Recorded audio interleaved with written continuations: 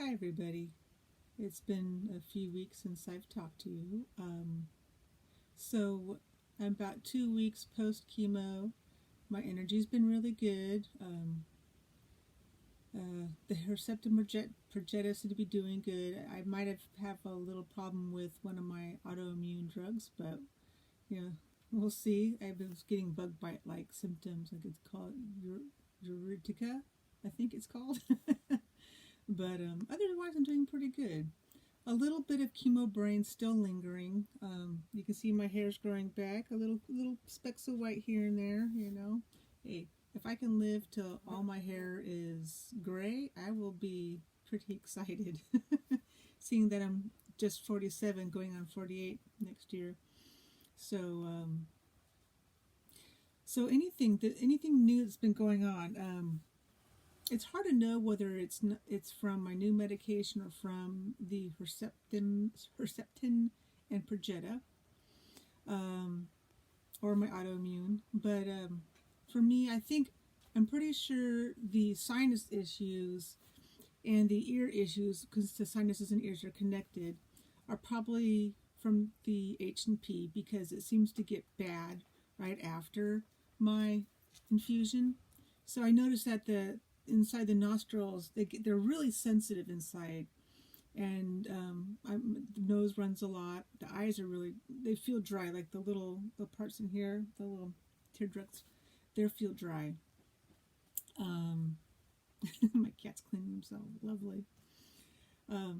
But it's manageable. It seems like it gets better over time. It's not a big deal. It's just one of those things where if you do this too much, it feels like it makes a blister, and that's not fun. It hurts, but it's not a big deal. um, One thing I have noticed this month is little bouts of muscle fatigue, and it's weird because it only lasts for a few minutes and then it goes away. And I don't know if that's due to my heart starting to have issues. I noticed the last few days that my oxygen levels are slightly lower, nothing to be concerned about, still above 95. But usually it runs between 89 and 99%. No, excuse me, 98 and 99%. But the last few days is hovering around 96, 97, which not a big deal. But in the past, that has indicated a correlation between the reduced pulse ox and my words aren't coming to me. Darn chemo brain. Um, Plural effusion. So when I had my plural effusion, my oxygen levels were right around what it is now. So I'm concerned that maybe that's coming back, which could be an indication that I might have to go back on chemo again. But hopefully not. Hopefully it's just from all the smoke and my body's trying to figure it out.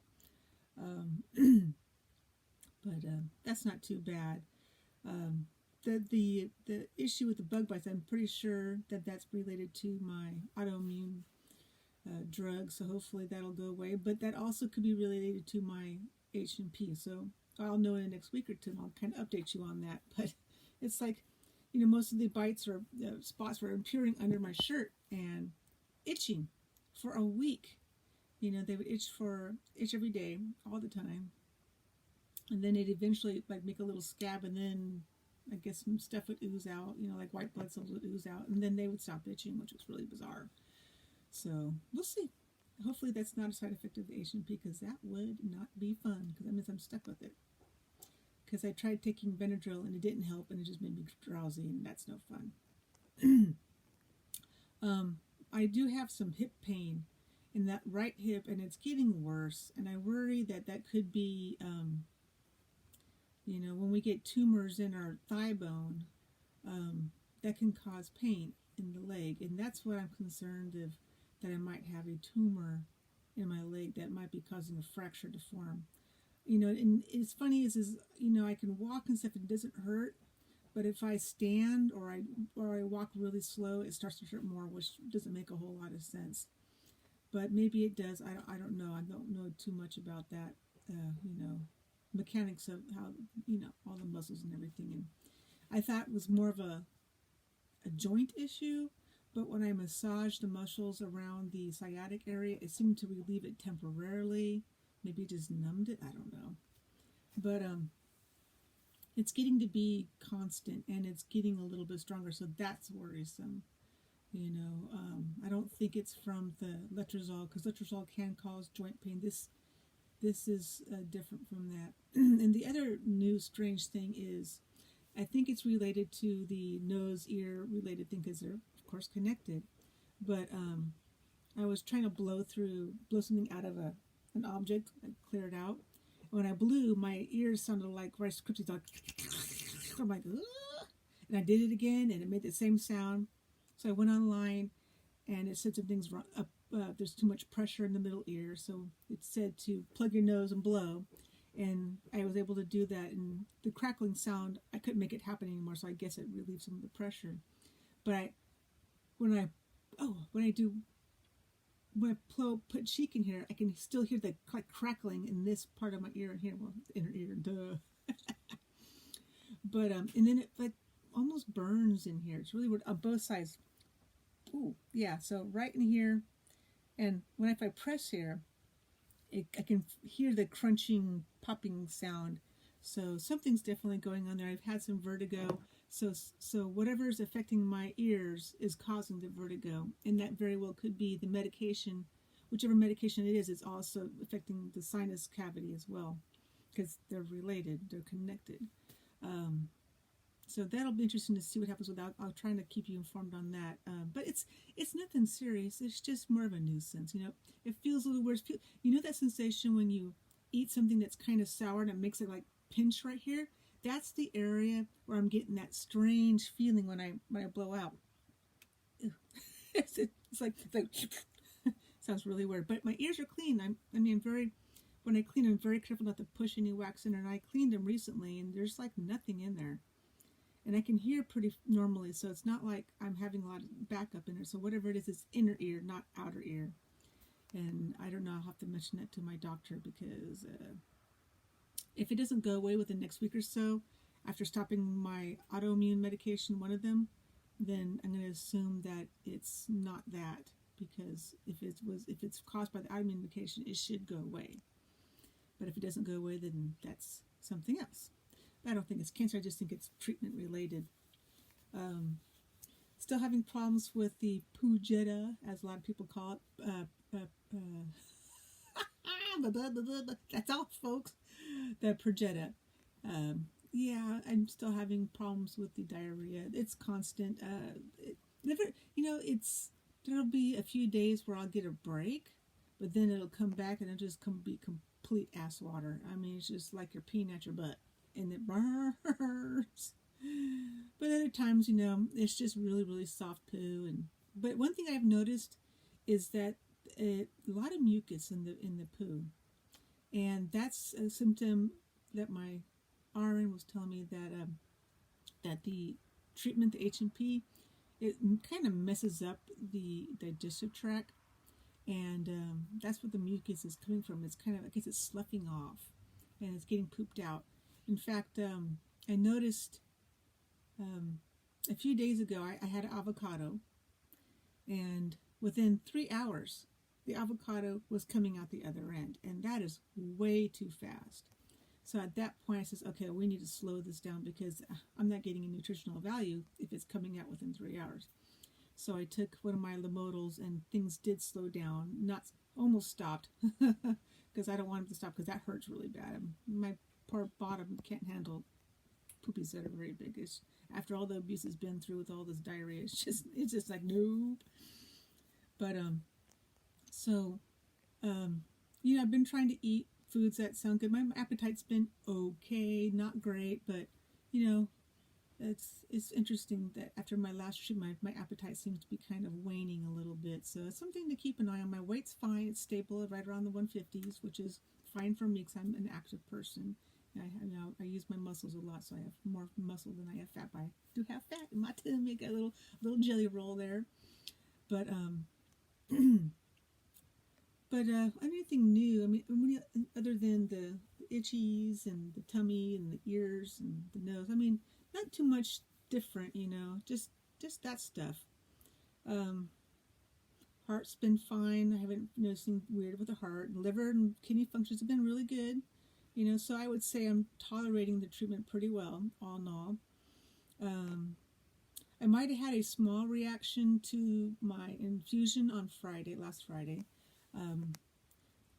After treatment, and I was on my way home, I started noticing a tingling, mostly on the left side and a little bit on the right side here. And then the tingling moved down a little bit down here, but then it moved down the arm, kind of skipped the bicep area, but then it went to the elbow and all the way down the forearm into the hand. So I had tingling, a really light tingling, mostly in the left side, shoulder, forearm, and hand. It was really strange, and it only lasted for about a day, and then it was gone.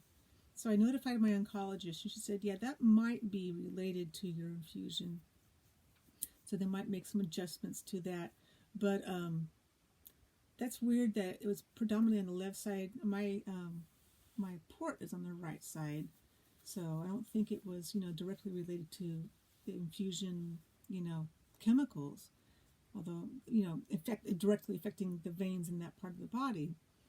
But I'm worried that it might have affected my heart because, the tube goes straight into the heart. Then the heart pumps the blood throughout the body. So I'm concerned that my heart was a little bit irritated at that time. And that's why I was getting that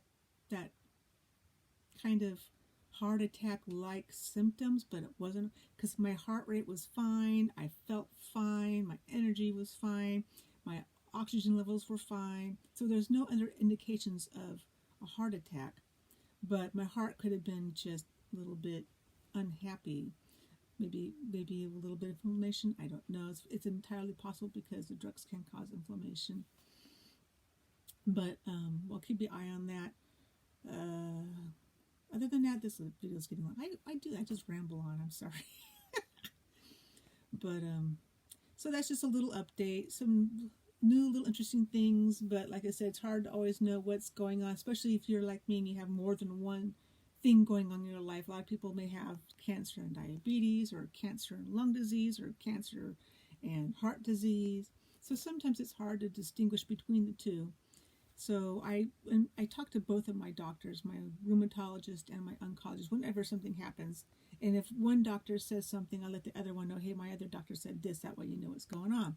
It's important for your whole team to be as informed as possible. That way they understand what's going on with you, and they might be able to change your treatment enough to make sure that they're not aggravating the other problem, especially if you have a heart or liver problem. We got to be our kidneys. Those are the main three organs that will be affected with our cancer treatments: our heart, liver, and lungs. But to a lesser degree, it's not as common. But the liver, of course, has to wash all that out, and the kidneys, same thing. These, everything's processed through there and excreted out. So, but other than that, doing pretty good. Other than the hip pain and the funky ears thing, energy's pretty good. Sleeping a little weird, having some weird dreams, but I think that's because I've just had a little extra stress with some people lately, and my brain's just trying to figure out how to handle that. But anyway, I will try to keep you updated on whatever I learn new. I do have a Muga scan. In case you don't know what a Muga scan is, it's basically a PET scan of your heart. So they inject you with radioactive dye, or I think it's sugar or chemical, something that stays in your blood and it circulates. So something that's radioactive, something that circulates through the blood, and they take a little PET scan, a moving PET scan. It's like a smaller machine, and they aim it at your heart, and they just watch how these little radioactive chemicals are going through the heart, and they measure that for the ejection fraction, because a low ejection fraction during the Herceptin or Perjeta treatment could indicate early on heart failure, which is, of course, very bad, and we don't want that. And anything under 55% they get a little concerned with, which is kind of concerning for me, because before I started treatment, mine was 57, so it's already kind of on the lower side, but still normal-ish. So it'll be interesting to see if I drop below the 55 here on Friday.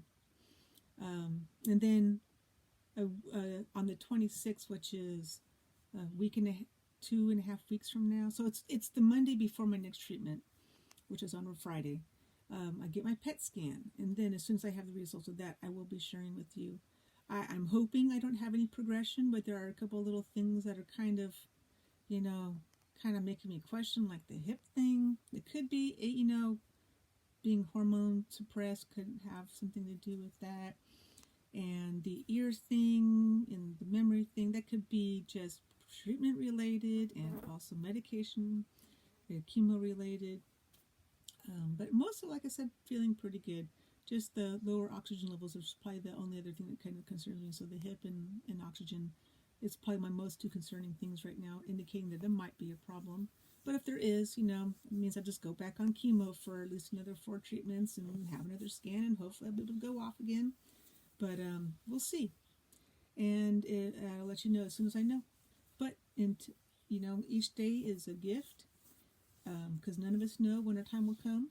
And it's just to live happy and trying to be stressed out. And I know these are stressful times because of everything that's going on in the world.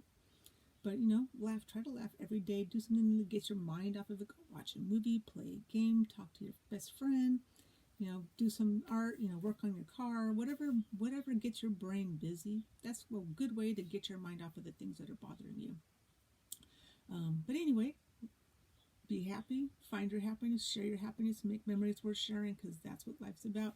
Take care of yourself. Bye-bye.